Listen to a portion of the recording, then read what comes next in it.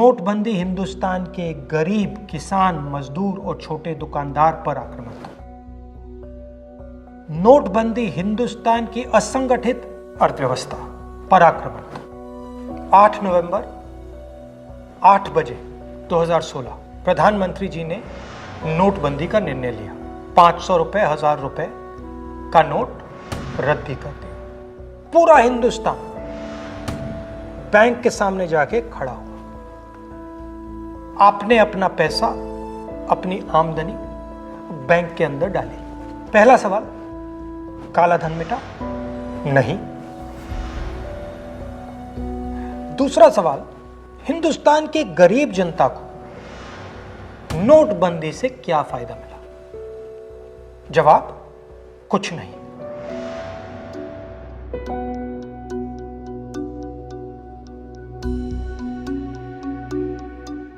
तो फायदा किसको मिला? फायदा हिंदुस्तान के सबसे बड़े अरबपतियों को मिला। कैसे?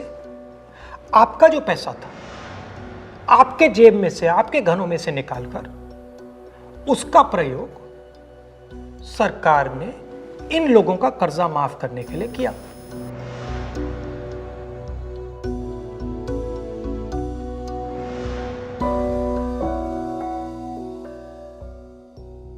मगर वो सिर्फ एक लक्ष्य था।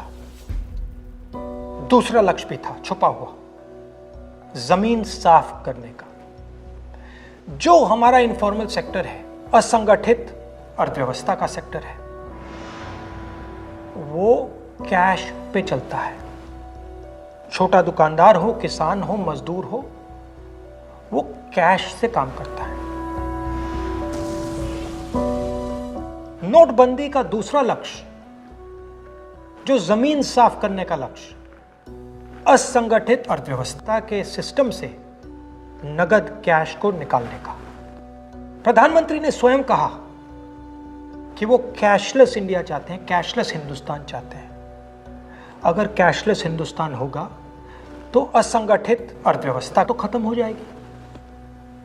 नुकसान किसको हुआ?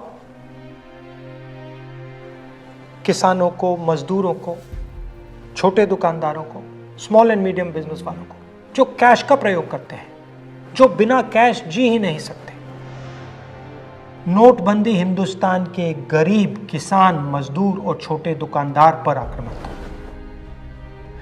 नोटबंदी हिंदुस्तान की असंगठित अर्थव्यवस्था पर आक्रमण था। और हमें इस आक्रमण को पहचानना पड़ेगा और पूरे देश को मिलकर इसके खिलाफ लड़ना पड़ेगा।